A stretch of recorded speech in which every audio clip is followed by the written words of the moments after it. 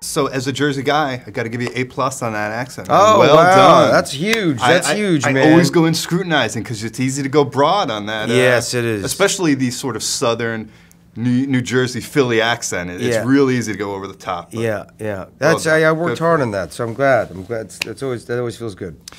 Did you spend some time like how do you work on that dialect and get the accent sort of perfect and your sort of character's mannerisms? You know, I don't know if there's ever a way to really perfect it except doing it in a subtle way, and it's based on a real guy as well. Right. So I had some video little bit of video to watch of him. Some friends from the area, some people on set kind of helped us kind of listen and watch this. But it's always slightly terrifying, you know, because it can really pull you out of a movie, a bad accent, you know. Yeah. So yeah, I'm glad. Thank you. That's a huge compliment.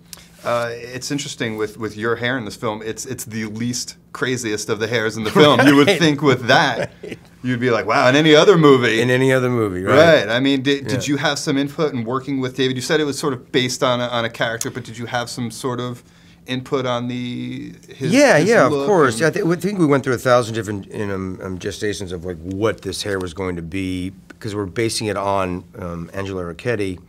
So, but I think after like trying all these wigs and doing all this stuff and the salt and peppery thing, I'm like, it looks like Colonel Sanders, doesn't work. I'm like, so with this pompadour thing and it looked too much like Elvis. And then I went to lunch and came back and it was kind of flopping at that point. And that's where we started like, okay, it's a little more like used car salesman Tony Curtis. It's getting a little closer to like what he was wanting. I'm like, yeah, let's do that. It's great.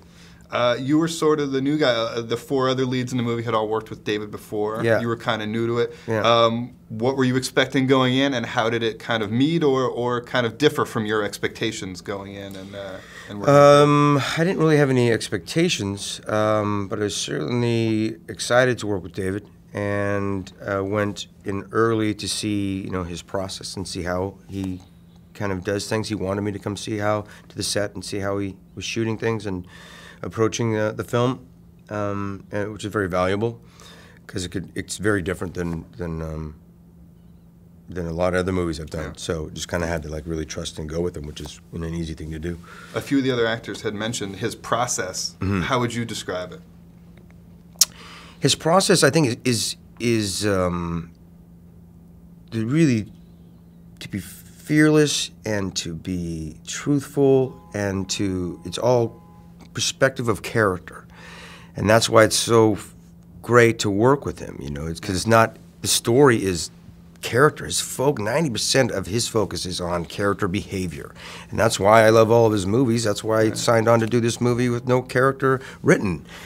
I just knew what he could do, and he did do, and he did deliver, and it's tremendous, Finally, I saw the other day, Mark Ruffalo mentioned on Twitter that he got his copy of the Avengers 2 script. Have you started flipping through yours yet as well? Yes, I've flipped through it. Yeah. Yes, I have.